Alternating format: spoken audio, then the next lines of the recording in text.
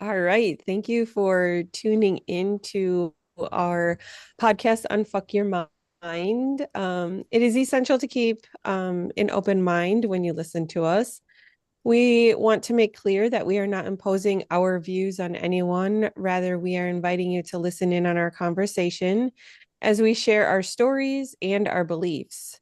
Our aim is to offer support to those who may feel isolated, unclear, or who people who are simply looking for support in their own self growth. We acknowledge the uniqueness of each individual's journey, and we extend our respect to all viewpoints, requesting the same in return.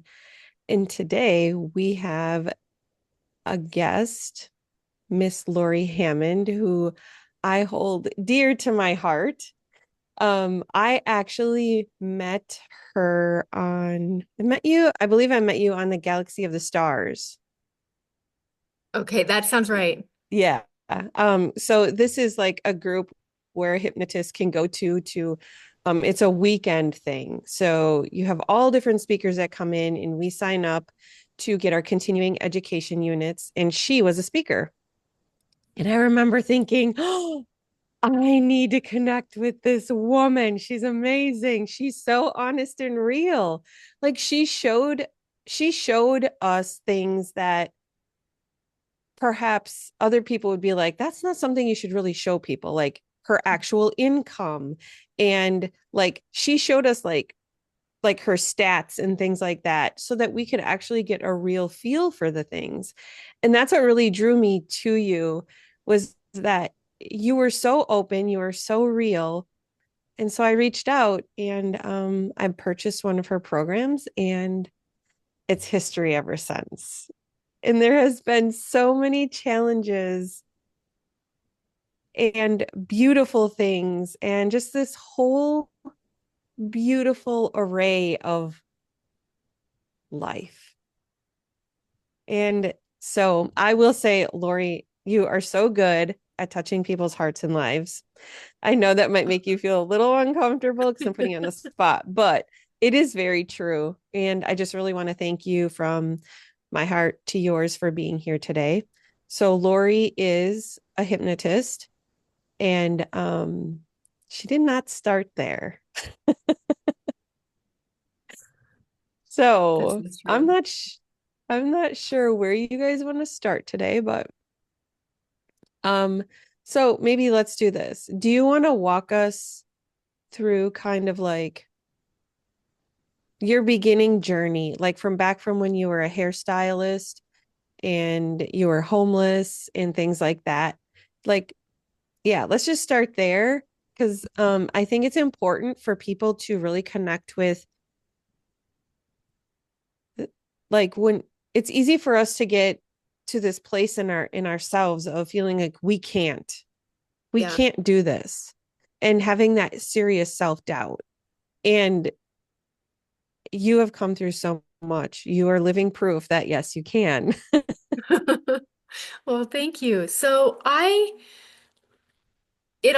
me, it all kind of starts about in like 2015-ish. I discovered Tim Ferriss and I geeked out on his books and I started listening to his podcast. He was one of the first podcasters. He's the person that got me into podcasts.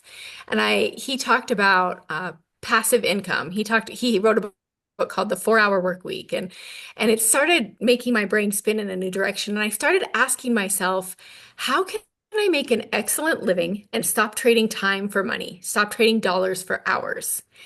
And so my wheels are spinning in this way, and I'm listening to his podcast, and I've listened to all of his podcasts, and so I thought, what else is out there? So I found this hypnosis podcast I think it's called Brain Software with Mike Mandel and Chris Thompson. And I'm listening, and I'm like, these guys are ridiculous. Hypnosis doesn't work this well. There's no way it works like this. But I was intrigued. And so I started kind of going down the hypnosis rabbit trail at the same time I was going down the passive income rabbit trail. And I decided I was going to go ahead and give this hypnosis thing a try. And I went and found a couple hypnotists. I first found one that was in my local area. And she kept telling me to visualize, visualize, visualize, visualize. I now, that's one of my biggest pet peeves now with hypnosis, actually. I don't tell because some people really imagine with their by visualizing, some really imagine by hearing things, some really imagine by feeling things. So I thought this doesn't work. This isn't for me. But I decided to try one more hypnotist. And so I went to see another hypnotist. And when he was walking out of the room, I could hear him go, and if that didn't come through the audio, he was doing this sigh, like, do I have to have another client?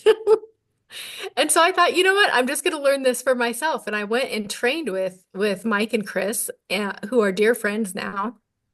And it was just life changing. And I learned hypnosis to help myself with weight struggles. And it was really scary for me. Even just listening to that podcast the first time was really scary for me because I grew up in a strict Christian home and I was taught that hypnosis was of the devil and that it was witchcraft and that it would send you straight to hell, which I now also don't think witchcraft sends you straight to hell. In fact, I don't, here we go. I don't think there We're is a good. hell. Yes. Anyway, just to start controversy up right at the start. Um, Yes. but I For me, choosing to learn hypnosis was kind of the final closure on my really oppressive, scary religious background. I had kind of been scooching away from religion, and when I moved into hypnosis, it was like I'm done now, the nail in the coffin, so to speak. And it was so transformational for me because I went for weight issues and it helped with that. But what it did, I never expected could have happened. And that was that it eradicated lifelong depression. And I had been depressed since for as long as I can remember. I had been diagnosed with severe clinical depression multiple times. I had been put on meds. I had, all the things. And none of it even touched my depression. But hypnosis, I had a family friend sit me down about 10 years before I learned hypnosis and tell me, Lori, you are the most negative person I have ever met. Nothing comes out of your mouth that's not negative. And I just cried because I didn't realize that I was like that. But when he told me that, I realized it was true. And now I have people tell me all the time, Lori, you're the most positive person that I've met. You're upbeat, you're always smiling, you're happy. And that's authentically who I am now. And I have my moments. You've seen me, Jamie Lynn. Jamie Lynn is one of my dearest friends, and she's seen me in my, my moments. So, Yeah. I went and trained with Mike and Chris, and I started asking myself, what if this hypnosis thing could be the answer to the not trading time for money? Because everyone was doing one-on-one sessions and everyone was doing in-person sessions. And part of the reason I wanted to switch careers is because as a hairstylist, you can't make money unless you're behind the chair with your hands in someone's hair. And I wanted to be able to travel. I had never really traveled. And so I started thinking, I Googled, I looked up because this is pre-COVID. No one had ever heard of Zoom. And I'm like, is there a way to meet with people online virtually so that I could meet someone while I'm traveling in Europe and they're in the US or vice versa? And I discovered this thing called Zoom. And then I discovered this thing called like that you could do groups, that you could have multiple people in the group at the same time. And I thought, what if I could do group hypnosis sessions? Then I'm no longer trading time for money because I can have a bunch of people on there at a time. I'm making an excellent living and I'm making a difference in the world. And so I just started experimenting. I'm kind of jumping around, but I went on a hike. This is like the pivotal moment. I went on a hike. I love hiking.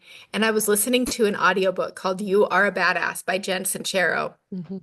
And she talks about just doing it. Like just follow your dreams. You are more capable than you realize. And part of me was terrified, but I think because I was moving my body while I was listening to this message, it like got into my bones. And by the end of that hike, I thought, I'm gonna do it. I'm gonna do it. I'm getting goosebumps just talking about this right now. And so I didn't have savings. I wasn't a great money manager. And I gave my notice I actually sat down at a coffee shop after the hike and was journaling and kind of like looking for confirmation that I was meant to do this.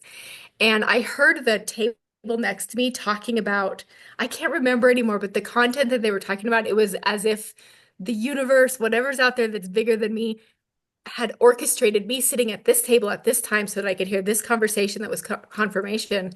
And then this table got up and left, and there was a little rock, like a painted rock, that someone had painted and left there. And I looked at it and it said something about following your dreams on the rock. And I thought, this is amazing. I'm holding the rock and I'm thinking, is it okay for me to take this? Like, is this, I was sitting outside the coffee shop at like just out on the front patio. And this mom walks by with these little kids. I'm going to get emotional saying this. I haven't thought about this for a long time. This mom walks by with her little kids, and one of the kids goes, "Look, mom, somebody took our rock." So these kids had gone around and left these rocks, and they just happened to come by right when I came by. So it's just like confirmation, confirmation, confirmation, even though it's so scary. So I quit my job as a hairstylist, um, gave like 6 weeks notice so I could tell all my clients. So I gave my notice 150 times. I told every single client that I was leaving, and many of them were very sad. And so when I started hypnosis, I had this idea, this field of dreams, if you build it, they will come idea, thinking I have this amazing thing to share with the world, so I'm just going to have people coming to me. And guess what? That doesn't actually happen. That's what we think, though. Yeah.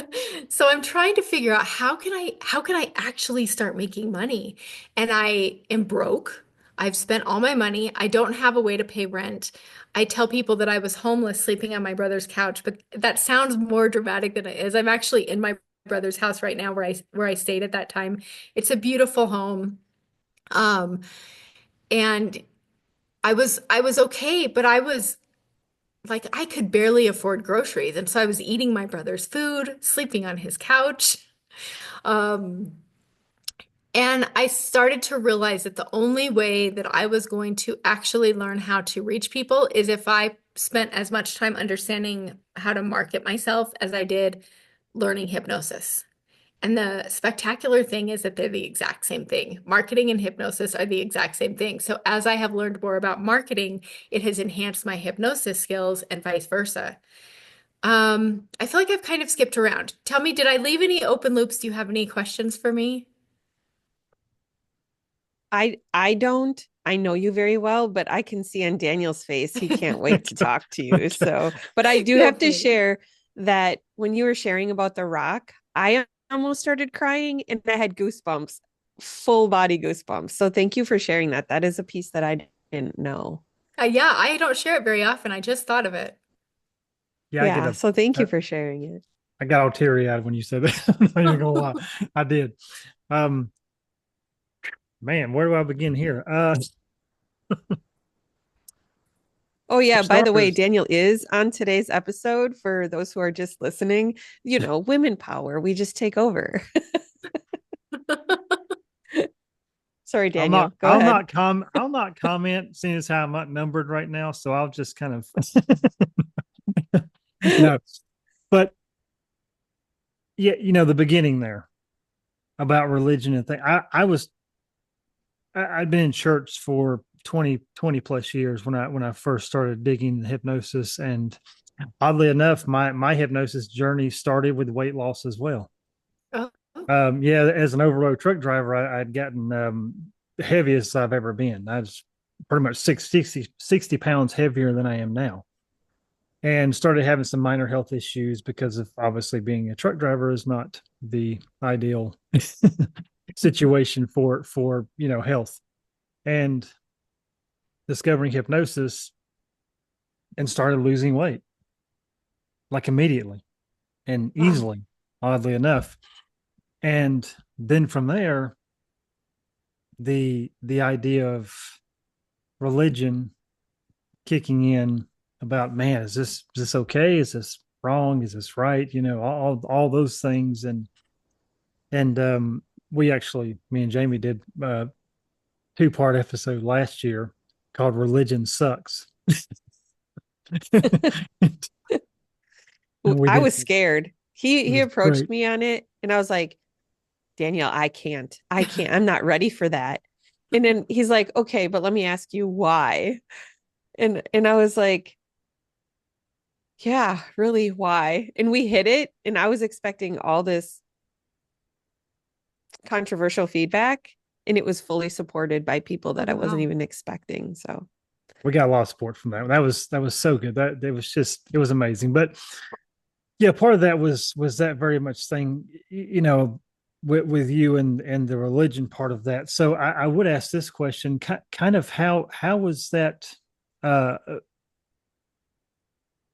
how was that transition for you about moving from that very religious background and actually having, that courage and that drive to even push forward from that, which by the way, just listening to your story, um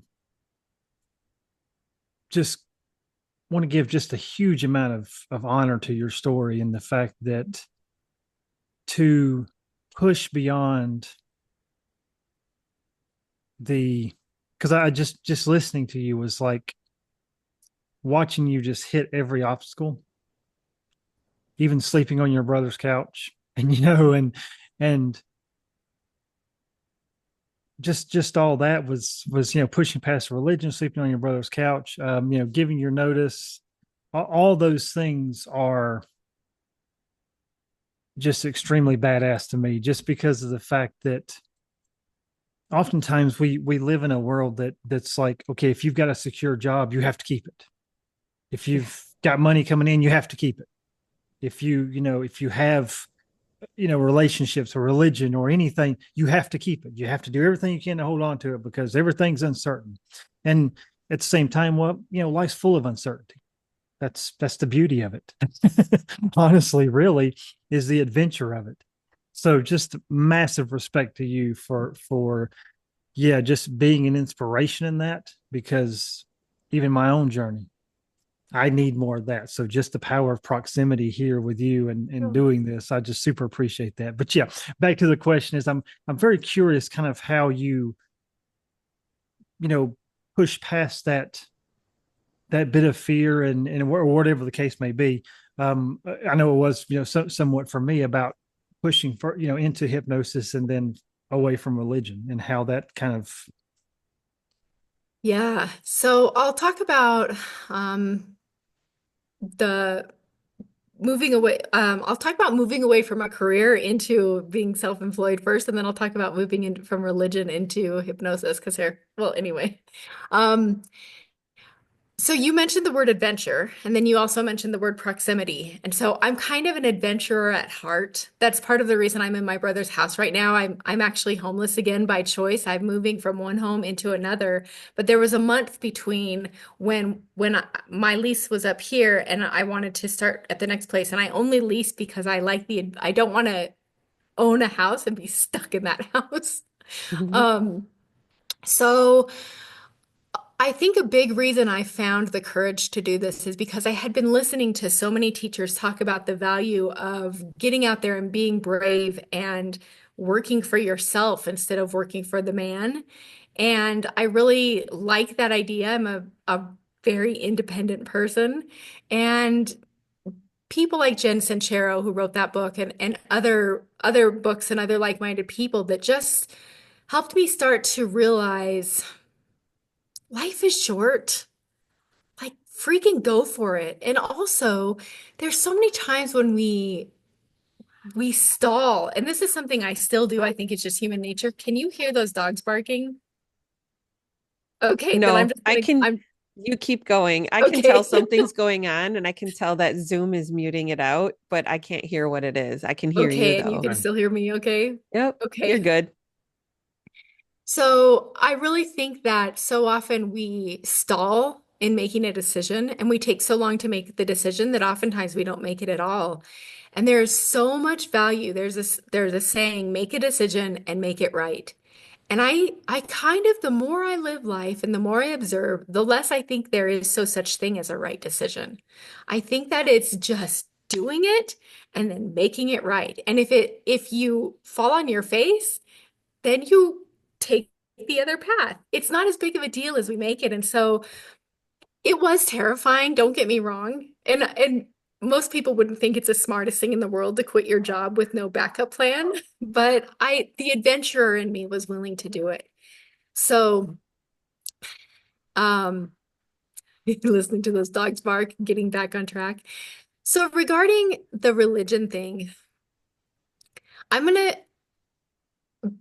I'm gonna go deep. I'm just gonna like let it all out. So I was raised in a very religious home where most discipline involved um, the idea that I was a bad person, that I was gonna go to hell if I didn't shape up, raised with just a tremendous amount of guilt and shame. Well, I have very few childhood memories, but one of the childhood memories I do have is standing in my dark hallway.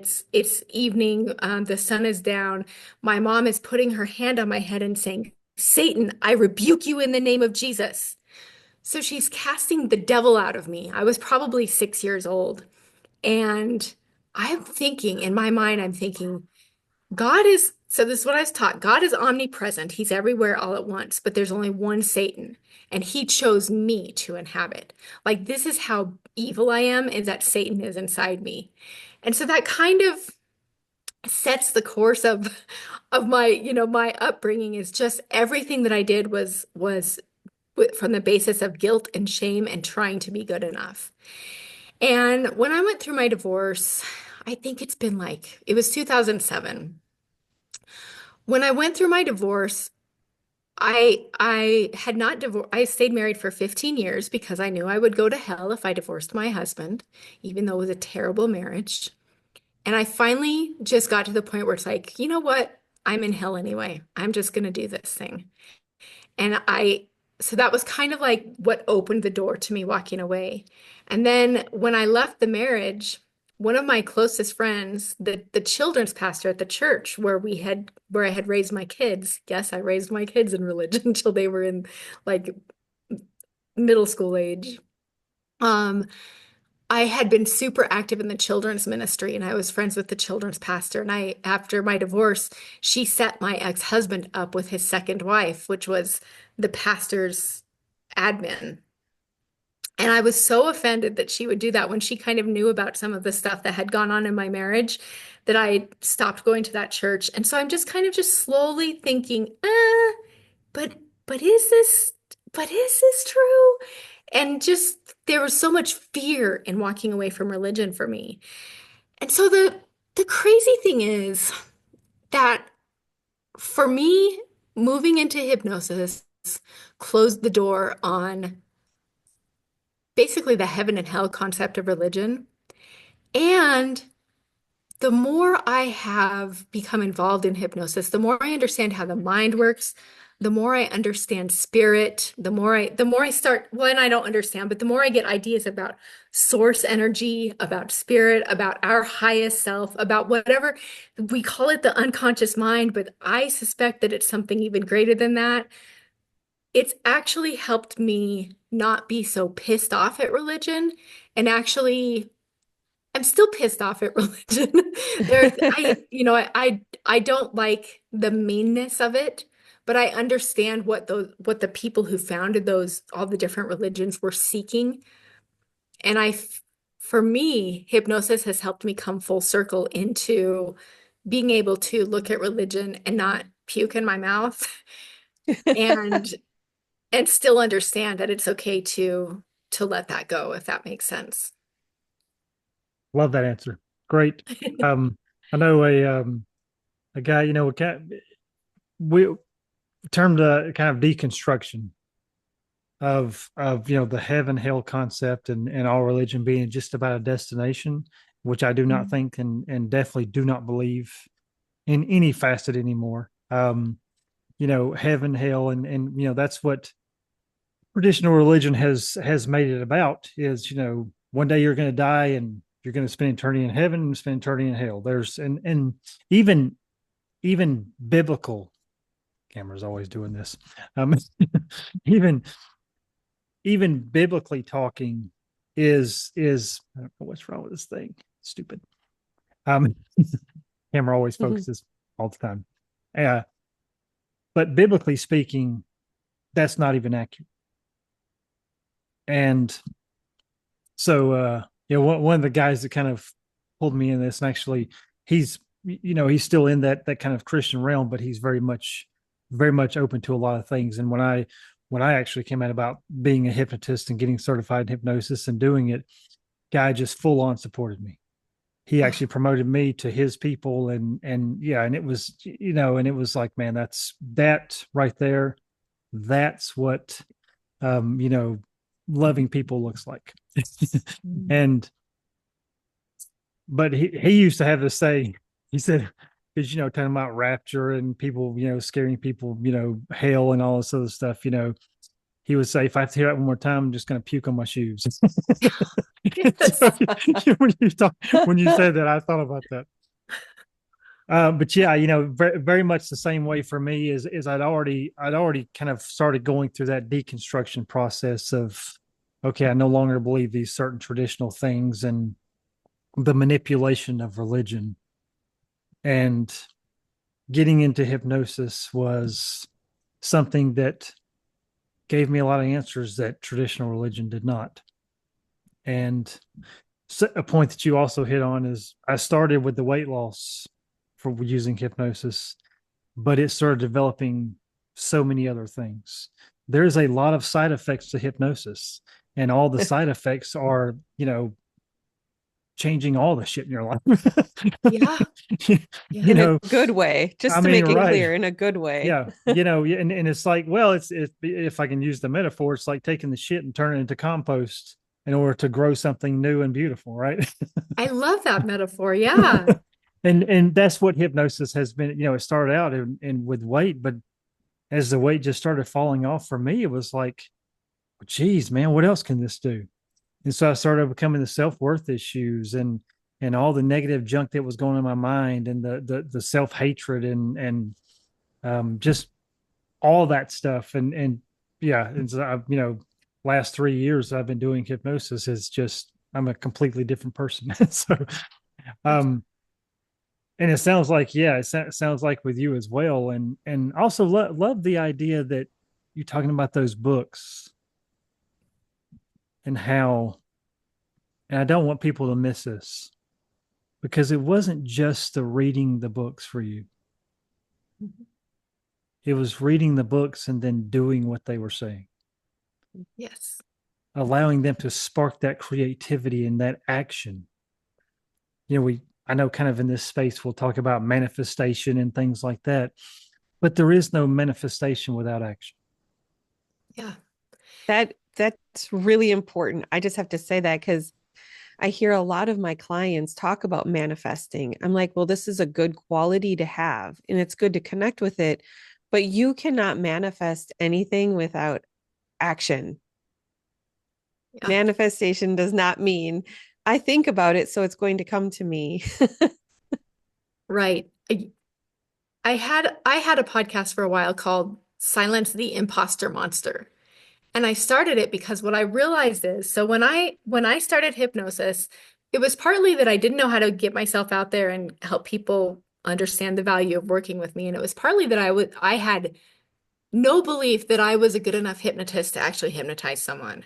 I felt like an absolute imposter. I felt like a phony. I thought, how can I actually help people? Sometimes I still feel that way. And so I started this podcast because I realized all hypnotists feel that way. And so I interviewed some of the greatest names in hypnosis and realized they all feel that way too.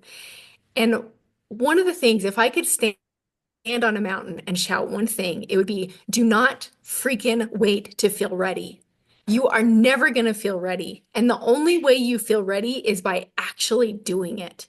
You start doing it first, and the readiness comes afterwards. Because if you wait to feel ready, our precious unconscious minds, which can also be referred to as the lizard brain, it's this automatic part of us, and its number one job is to keep us in our comfort zone.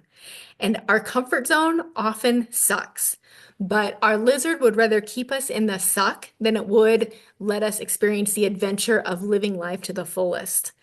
And so when we're waiting to feel ready, we are just letting the lizard run the show. And when we start, just even if it's one little baby step, just doing something out of your comfort zone. I teach people to brush their teeth with their opposite hand. So if they usually brush their teeth with their right hand, to brush their teeth with their left hand. And the whole time they're doing it, there's like toothpaste foam dripping down their face. They're trying to figure out how to move their shoulder in the right way, to be saying to themselves, uncomfortable things can become automatic. And I'm telling you, if you brush your teeth with your opposite hand every day for a month, and you can do it with the right hand afterwards, so you actually get your teeth clean, you're going to start learning to brush your teeth. It's going to become automatic for you to brush your teeth with that non-dominant hand. And it's the same thing in life. When I first started doing hypnosis, I started feeling like an absolute fraud. I felt like I was duping these people. And then people would come to me, one person after another person. The very first person I hypnotized, I just like, she radically changed her life as a result of the protocol I walked her through. And it was in the middle of a crowded airport with people talking all around us. And it's amazing what happens when you do it afraid. Yeah. You're helping me to remember. Like I had all these flashbacks coming through my brain. I wish I would have recorded every time you said, Jamie Lynn, you'll never be ready. Just fucking do it. Yeah. Like she's right. Nobody's ever ready. And I think that's really important because if you're waiting for the right time and for when you're ready, the chances are that'll never come. Yeah. Yeah. Well, if you It's really true. I don't think it will ever come because it's just kind of human nature that we stay in the familiar. well Yeah. when you feel like you're ready, that's probably because you're in your comfort zone. and, I mean, Yeah. really, if and I think that's again, we've talked about this, and you illustrate this beautifully, in my opinion. Again, is that it seems like to me that every time you get in your comfort zone, you make this decision to just push past that, and it seems you know because I have seen you online and definitely interacted with your stuff and watched your YouTube videos, um and it just seems like that you're constantly pushing forward and growing and building, and I just think, man, and even to everybody listening, because this is something that's been on my heart a lot, especially this year, is like pushing past the comfortable parts in your life and doing what you really dream about doing. And so this is I didn't even know this is what we're going to talk about. This is like perfect timing, because pushing past some of that easiness and comfortability, and understanding that, yeah, sometimes risk is going to be scary and it may even suck, but there's life in that. That's where the most adventurous parts of life is. I don't know what any other way to say this, but the most adventurous parts of life are those that are often most uncertain, where we don't For know sure. what the outcome's going to be, where we don't know if, well, like you said, we don't know if we're going to just fall flat on our face and have to take a different course of action. But to me, I'm learning that that's the beauty of life, is just exploring those parts that are scary and uncertain, and those parts that sometimes you have to just walk in the dark and stumble over and smash your toe on shit until you Yeah. can find the light switch. And to me, I'm so much, yeah, wanting to just dive into that, and yeah, I would love to, just share, if you would just share with the audience, like, I don't know, what makes you tick that way, what something that, what drives you to do that, and just Yeah. to push into that, I guess I would say. I think a big part of it is living my life. in fear, and I'm talking like terror. You mentioned the rapture earlier. So there would be times when the school bus would drop me off at home. I lived out in the country in a rural area, and there would be nobody home, and I would think, it happened. Jesus came back, he took everybody up to heaven with him, and I'm left behind because I'm the sinner. So just like fear, and when you think of that for a little girl, it was all encompassing. I would fall asleep just in terror every night, wake up in terror, live in terror. And I think I just got fed up with it. And to me, the opposite of fear, and I don't know if I would think this if I really thought it through, but what's coming to me right now is the opposite of fear almost is that it's a question like, what if? What if something really amazing can happen for this? What if I am capable? What if I can do this? Because fear keeps us in, what if this bad thing happens? What if this awful thing happens? We let the past, we imagine and pretend that the past predicts the future, and that is absolute BS, especially when you start doing new things and behaving in a new way. And so I think the thing that has helped me continue to move forward is that sense of adventure and a sense of the brevity of life. And I mean that in a really life-affirming way. I don't mean that, oh, life is short, boo-hoo. But you had also mentioned earlier, Daniel, that a big thing religion teaches is that it's all about what happens after life. And I'll just say I binge listened to Abraham Hicks daily. When I first found her slash them, I thought that she was an absolute weirdo. And now she has helped me. It's just tremendously. I love that. And that idea is you are source energy when you come into this world. You come into a body. The larger part of you is still source energy. And this is what I think is the unconscious mind. I think the unconscious mind has to do with spirit and like what's bigger than what we can actually see. And so I refer to it as the highest self. And then when this life is over, there's people who have experienced deep trance, like such deep trance that you are in a place of absolute bliss. I think that's a taste of what happens after life. I think that and I don't know if this, obviously, I don't know because here I am in this body, but I just think it's something so beautiful. And so understanding that I don't have to live my life in fear and I can understand life is short, I might as well have an adventure. And understanding if I do fall flat on my face, guess what? I can get back up. And something I haven't mentioned yet, Jamie Lynn knows this well, is that I had my second brain surgery about 2.5 years ago. Jamie Lynn actually came out and helped care for me during that time. I'm so grateful to you, my friend. You're gonna make me cry. And that has been really freaking scary, really debilitating. I have double vision. I have balance issues. I have some pretty intense memory issues. And there are a lot of times when those scary things could keep me from moving forward. And I think because I was brushing my teeth with my opposite hand, I was practicing getting out of my comfort zone. I was practicing doing scary things. That has actually become automatic for me, and it has allowed me to continue to move forward, even though I'm in the midst of there are times, so I do a group hypnosis session every week called Trancy Tuesdays. And there are dozens of people that join that call. And there have been times when I thought, I'll get on that call. This is a vulnerable thing for me to admit. And I won't remember this week what I taught last week. And I'll talk about something and I'll think, did I just say this? Or I'll think, what if all these people just drop off because they realize that my brain isn't working like it used to? And what I've learned is that by just showing up and being authentic, and here's the other thing I would shout from the mountaintops, the techniques aren't as important as you just showing up and being open-hearted and just loving on people and connecting with people. And if you really get to the bottom of probably most religions, I know the religion I grew up in, that's really what I think was trying to be conveyed is it's all about love.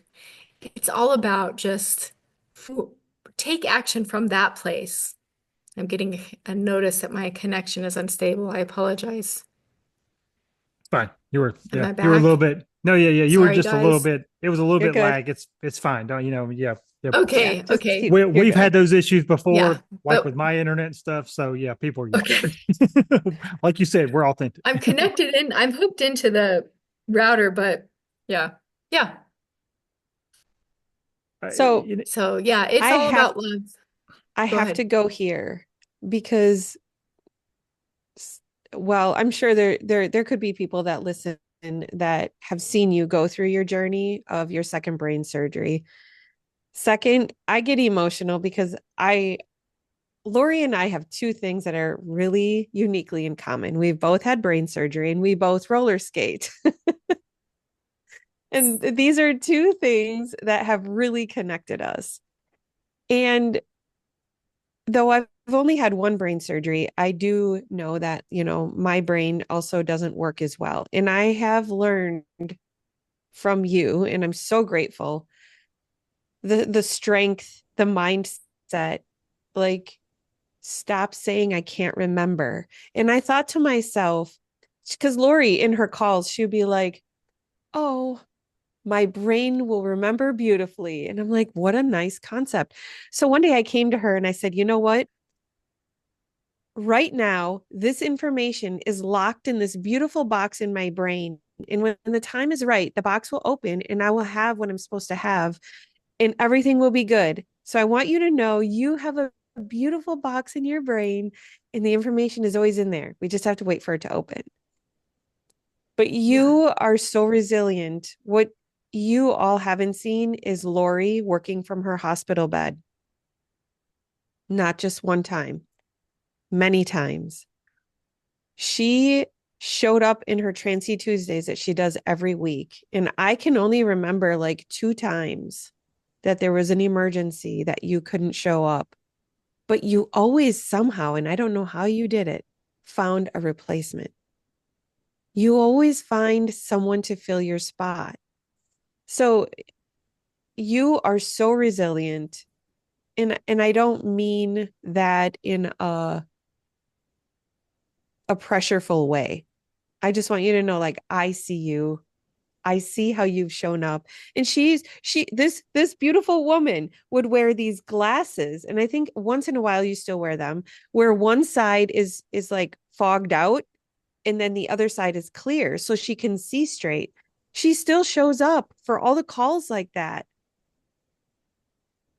Now, what would have happened if you would have waited until you were ready to work through that? Yeah. Yeah. There's something for me personally that's really, really, I don't know who said this, where I learned this. My word is law. So when I say I'm going to do something, I will move heaven and earth to do it. If I don't do the thing I said I was going to do, it means something really crazy is wrong. And for Transy Tuesdays, that's my most precious. That group is so precious to me. The connection that we have on that call, like it's so precious to me. And I did not want to let those people down. And you talked about me working from my hospital bed, and I'll tell you, my work is my life. I get so, like, it revitalizes the heck out of me. I love it so much. So to me, it was almost like my coping mechanism with what I was going through. Being able to have my work what made it so much easier to move through. And I tend to be, because of my upbringing, a very standoffish, keep people at arm's length kind of person. I have never been good at really connecting with people. And Jamie Lynn, you're one of the people, like, my connection with you has been so life affirming. And my connection with the people on my Transy Tuesdays calls. Like, I have friends all over the world now. I'm going to Europe in a few weeks and on an Abraham Hicks cruise. And I'm going to spend some time the UK and Europe before the trip so I can connect with the people that I've made friends with over the world. And it's just this beautiful thing. I kind of departed from what we were the original thing, but this this work is really play for me. It feels like an adventure. It feels like purposeful. It feels like what I was meant to do. And I just am incredibly grateful. And I do think it's all about perspective. It's all about what's happening in here, even if you have a brain injury. Um, the story we're telling ourselves, the things that we're saying, we can say, I can't do this, or we can say, what if I can do this? And just that simple shift can change everything. That's what I believe is the biggest thing I've taken away from becoming a hypnotist. That mindset going from I can't do that to but what if I can? And what does that look like? Mhm. It's You know, huge. you said you've had two brain surgeries, right? Mhm. Okay. So I'm gonna be I'm just gonna go here. And that is, everybody that's listening to this, this woman is a, entrepreneur, built a business, launched into her own thing, slept on her brother's couch. Okay. Now she's going to Europe, traveling to the UK. She's had two brain surgeries and still killing. So I guess my question to everybody listening is what the hell is your excuse for not chasing your dreams? Right. Thank you, Be- Daniel. because I mean, I'm I'm sorry, I'm just gonna be real in the moment. Because I'm sitting here and I'm listening to her and I'm thinking to myself, you know, Daniel, you bitch about just not having enough time. This woman's been through a shit ton of shit. and she's and she is absolutely living her dream. And I mean, so I mean, I just can't help myself. I just think about that. I'm like, good Lord, man. Like you're killing it. Thank you. You're transforming people's lives because again, I've listened to your stuff and I know your stuff is good and it's amazing and yeah, just incredible things. And so I listen to that and then I hear, she's been through two brain surgeries, still showing up for people and still traveling the world and doing all these amazing things. And I just can't help but think to myself, is there really any excuse to not chase your dream? Is there really any excuse to not build the thing that you want to create the life that you want? Is there any excuse that's good enough to not do it? And yeah, just man, this is I don't know if anybody else get anything, but I'm getting tall tore up just listening to you talk. No, I love Oh, this. Lori is the first because as a hypnotist, okay, so the imposter syndrome that she talked about before, she took action with it. I isolated. So the first, oh my gosh, I don't even at least the first 5 years, I was not in touch with any other hypnotist. And that's the worst thing you can do. And she was the first one that I reached out to. And I could feel it in my heart. And she's literally helped me change my life. And just by existing, I go into Transy Tuesdays and she does. She has this amazing community, and the power and the love in there is so strong. Just everything, Lori, that you have created through all the struggles of your life, like I am speechless. I don't even have words to pull it all together. I know how my heart feels, but I literally am lost for words at the power of all that you've been through and all the love that you create. I mean, look, you had your mom hold her hand on your head when you were 6, trying to extract the devil from you. And here you are, spreading more love in the world than anyone else I know. So I just man, you want, guys are like, This is amazing. You're oh, you're incredible. This is I didn't know all this stuff. I mean, Jimmy's, obviously a huge fan of you and has talked about you, multiple times in our conversations, but never to this extent. And obviously hearing it from you and it, I mean, I know we're in the middle of a podcast, but I'm yeah, I'm kind of with you, Jamie. Like I'm a little bit lost for words of just how I mean, just how resilient and just pushing past all the things that would just and You had has held people back. It's incredible. you've had every Thank you. excuse to quit. You've had every excuse not to. You've had every excuse to stay in your comfort zone once you found it because you've not really had a whole lot of that. Thank you. And Jamie Lynn, something you have been teaching me lately is the value of receiving. So I just want to thank you both so much. I can't tell you how much it's building me up to hear your kind words. So thank you, thank you. Um, and I want to say that there is there is nothing special about me. Of course, we are all special, but there's nothing that I have that you don't have as well. I believe that every single person listening, and if you're listening, you probably found this podcast for a reason. There's nothing that I have done that you cannot also do. And one thing that I create a script, which scripts are controversial in the hypnosis community, but I create a script with every session because most of the people in my Trancy Tuesdays are also hypnotists. And they couldn't go into trance because they were trying to listen. And I said, okay, I'll just give it to you. Go into trance.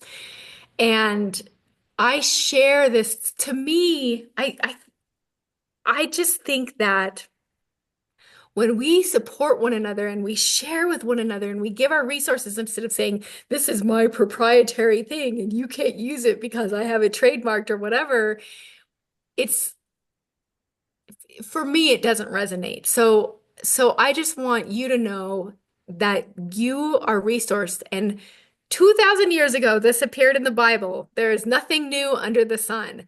And if it was true 2,000 years ago, and I really think it was, it's even more true today. So even if you have this brilliant idea and you think it was yours, somebody else has already thought of it. So stop trying to come up with something new before you take action and take action with what you have because it's going to be unique because it's coming from you. And yes, give credit to the person you learned it from if you know who that is.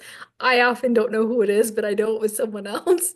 Um, and just beautiful things can come from it. And I'll say really quickly, there's one more thing, and the biggest reason I want to bring this up is just because Daniel, you had said there's like, what can you be going through that can keep you back? And I personally don't think there is anything. I think taking action in the midst of whatever you're in, about 4 or 5 years ago, I had this beautiful apartment that I loved, and I was on the first floor, and there were 4 floors above me, and there was a flood on the fourth floor.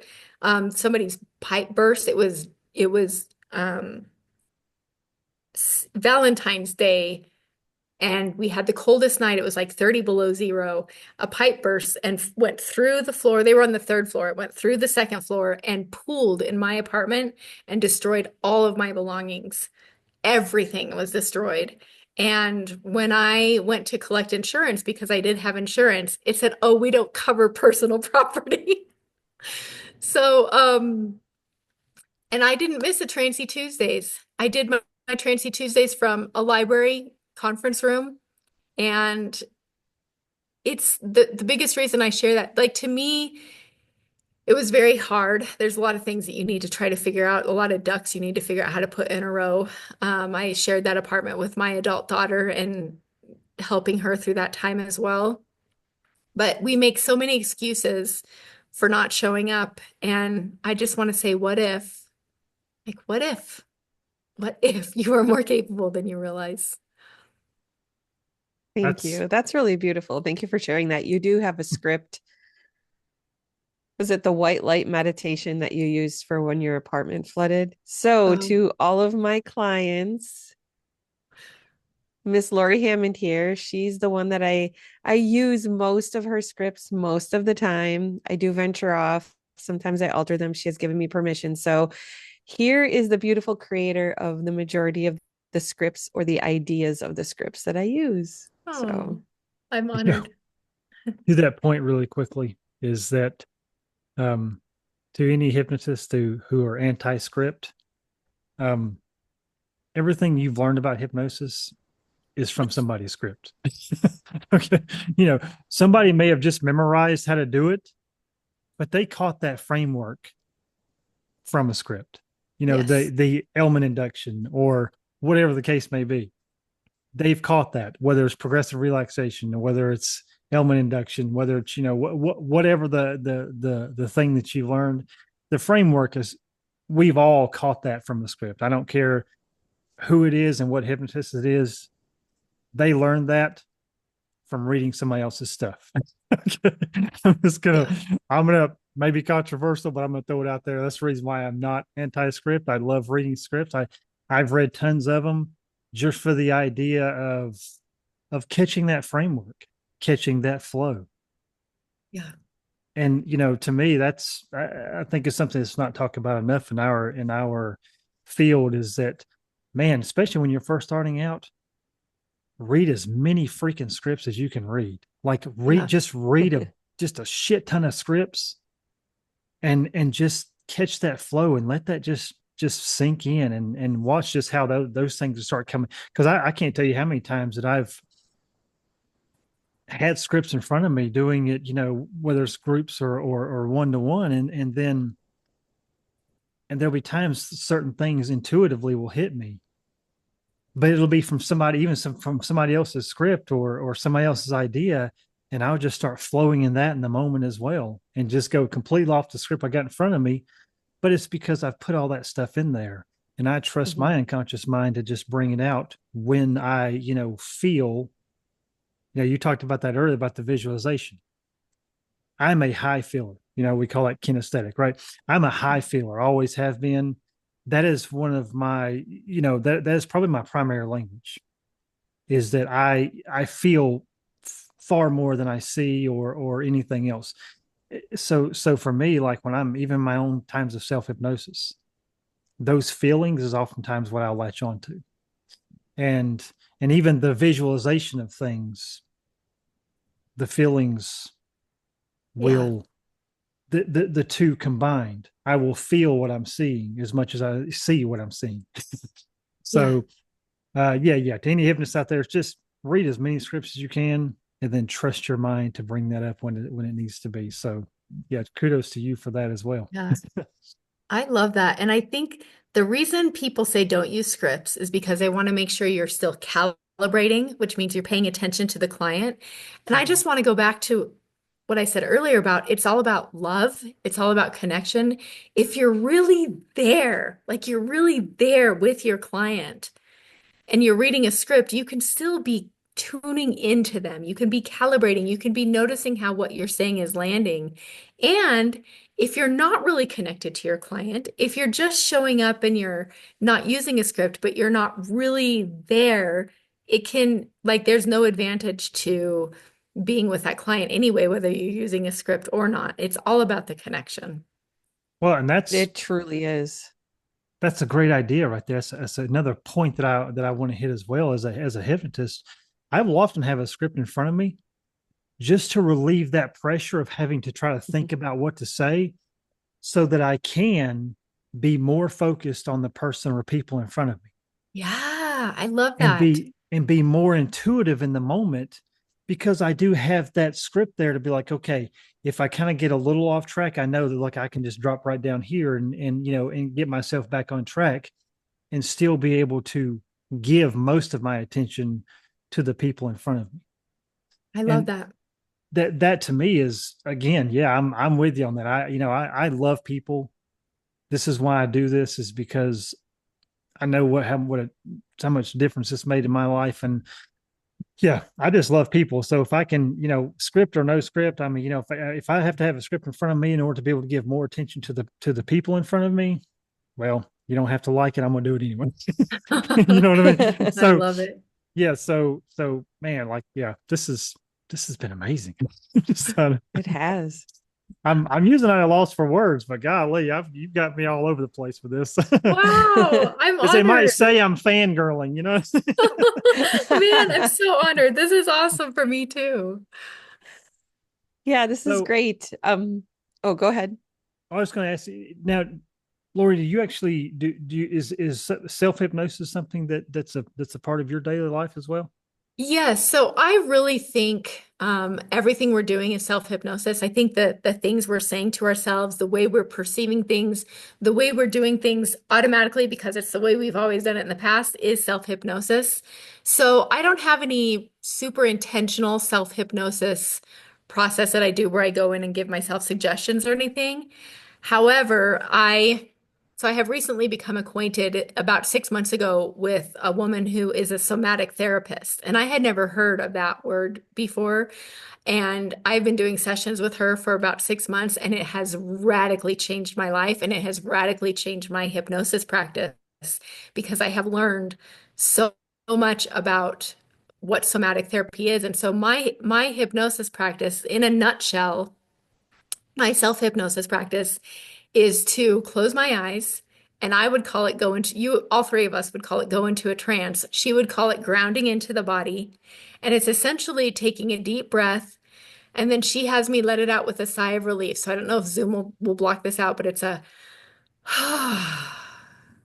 Mhm. and just feeling yourself sink into the body, feeling yourself grounding into the earth, and then feeling whatever angsty thing you're stressed out about. So in the context of this conversation, it could be feeling the fear of moving forward, feeling the desire to go overeat, feeling the desire for a cigarette, feeling whatever it is that a person would come to see a hypnotist for, and just feeling it from that place of grounded safety and just breathing into the feeling, like finding the feeling in the body. So this will probably resonate with you, Daniel, as a kinesthetic person.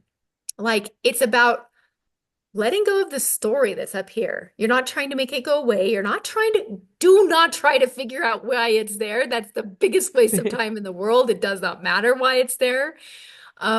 Just letting go of the story and just feeling the sensation in the body. And there are people who say, I can't connect to the body. And I just say, pretend. Just notice what your body feels and pretend that that's the feeling, and it works just as well. And just breathe space into that feeling. So, this is my self-hypnosis practice. Just breathe space into that feeling. Don't try to make it go away. Don't try to say anything about it. Don't even try to name it. Just notice how it feels. And this is where it all happens, you guys. This is where, Mhm. as you just notice with the out breath, you're grounding into the body. With the in breath, you're breathing in space. And what happens is that thing that was keeping you trapped, that fear, that craving, that pain, whatever it was, starts to, my somatic therapist calls it metabolize. It like gets really big, but it gets less dense, and it just like dissipates and dissolves and disappears. And what's left is the most beautiful, exquisite bliss, just bliss. And then you realize that all that stuff that you were worrying about doesn't freaking matter. It brings you into this moment. It brings you into the beauty of who you really are. It connects you with spirit in a way that is just so beautiful, and it allows you to move forward. So that's my hypnosis practice, self-hypnosis practice in a nutshell. That was awesome. And I I, and need I'll I need just, to get better at that. Go ahead. I was going to say, it's I've quoted on here before, some of my previous, but it was a little clip that I saw of Ted Lasso, the show Ted Lasso, where he Yes. was playing Ugh. darts, and something that really stuck with me. He talked about this quote that he had read in the show, but it was, "Be curious, not judgmental." Ooh, I love that. And Yeah. you described that, and I have been, which I know me and Jamie's talked about this as well, but in my self hypnosis times, that's something that I've been very, very intentional about, is just diving into the depths of my mind, not to judge any of those quote unquote negative thoughts, but just to be curious, Mhm. just to be curious about them, Mhm. just to listen and be like, it's fine. You're not Yeah. broken. It's your beautiful mind. And it's something I tell even clients, and that is that, if your mind is, I don't really like the phrase, but if your mind is quote unquote self-sabotaging, the things that you want, well, your mind is working exactly the way it's supposed to. we can just redirect that to the way you want it to. Because again, self-preservation protection is the highest priority, right? So, but you can redirect that. And so it's that idea that, just be curious and not judgmental, because, and you had hit on this earlier, it's not about right and wrong. It's even a biblical principle, because even in the Bible, whether you believe it's a metaphor or not, is there, but this is the idea, is that the tree of knowledge of good and evil versus the tree of life. And oftentimes we don't understand that the tree of knowledge of good and evil, good and evil, is on the same tree. Life is on a Wow. whole as a totally different tree. Wow. That's such a cool way to explain it. And I 100% agree with you. I think when we're obsessed with right and wrong, good and bad, it keeps us from living our Life. best life and making a difference in the world. Yeah. I love the way you explain that. Yeah, and that's something that's, like, that's why I love this field that we're all a part of, is that it's opened me up to so many beautiful things to actually just love me. And even the shit that I don't like, I can still love. You know what I mean? And I don't know if that makes sense, but because, again, it's not that I'm broken, it's just sometimes I'm misaligned. Mhm. And that's an easy thing to fix, more than just, oh, I have to completely fix my broken self. No, I just Yes. have to realign to something that I want more. Yes. Oh, 100% agree. This is great. Yes, I love it. This it is is this is great. sparking so many things in my head. So it's probably about time to wrap up. So I have one final question, Lori, as we wrap up. What would you say to someone right now who feels like their dream is impossible because of their circumstances? Okay. As I touch on that, I want to touch on something Daniel said right at the end, which is, Sure. going into the why it's there. And I feel really strongly that, and this is one more controversial thing to say, when people have grown up with trauma, as many, perhaps even all of us have to varying degrees, we really, as hypnotists, especially want to look at what trauma caused this. And we think we have to resolve this trauma. And that's useful, as I'm shaking my head no. That might be useful. And I just want to say, you are not broken. You are not broken. You are not broken. And whatever happened to you in the past does not dictate the future. And you can be okay, and it's okay to let go of that story, and it's okay to be here now and move forward. And so, a person who is struggling to move forward because of their circumstances, and I'm imagining this being present circumstances, because that was about past circumstances. So, if you're in a place where your present circumstances are keeping you stuck, I would encourage you to start embodying what Daniel mentioned a moment ago, which is curiosity, and just start asking yourself, what if? What if I can do something? Like just take one tiny baby step forward.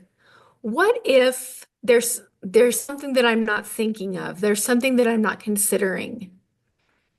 What if I do have a resource that will allow me out of this circumstance? What if I do have a resource that will allow me to start moving out? So for me, just kind of spur of the moment thinking about this, that's what's coming to me is that it's an idea of what ifing your way into baby steps forward. You do not have to make some beautiful master plan. Ask yourself, what is the one thing I can do right now that will start to just create a micro shift? Those micro shifts are so powerful. Yes, I agree. I tell my clients that all the time. And I thank you for sharing that whole concept of, I just started with a new client last week and I told her, we don't have to hash up all your trauma. The only way we need to deal with it is if your subconscious mind brings it to you, then there's a reason why it was brought to you. Other than that, easy peasy. Let's just work on this and we don't have to make it resurface. So And there's something that happens when we start focusing on right now and what's next. And this can kind of go back to what I explained with my self-hypnosis concept, my self-hypnosis practice. Like when we focus on now and we start taking baby steps forward, it actually goes back into the past. My somatic therapist has told me you're healing generations. You're healing your ancestral line in the past, and you're healing who comes next. And I don't know why she thinks that or how it's true, but it feels true. And there's things I have seen in my family that make it feel true. And I believe when you're present and you start focusing on how powerful you are and how capable you are instead of how fucked up you are. And I never use four-letter words in public. Stop focusing on that and start focusing on this. You heal this. You don't have to go in and try to heal this. You heal this by who you are being now. perfect. Thank you so Beautiful. much. Thank you for, excuse me, taking your time. Because I know you are busy and time is precious for all of us. So thank you so much, Lori, for taking your time with us today and for sharing your beautiful story. And I feel very confident you'll inspire more people than you have any clue. So thank you for showing up as authentically you. You are so loved. Thank you. Thank you so much for having me. This has been an absolute blast. I am so honored to be here with the two of you. So thank you for inviting me. Yep. Super appreciate it. Do you have you've got your YouTube channel, right? Is that something that people could go I to kind do. of hear your stuff? And Yeah, you can go to my YouTube channel. I haven't been super active there lately, but there's a lot of content there, and that's a great place to start. Just if you just Google Lori Hammond, you'll find me. awesome. Yeah. We appreciate that. And maybe we'll get Perfect. like a link we can put in the show notes for people to connect, because I can promise you it will not be um you will not be wasted time, because I mean your stuff's just amazing, and It I enjoy is. it. Thank you. So, Thank you. yes. And thank you to all of our listeners for tuning in. Remember to be good to yourself first so you can spread the love and kindness to others.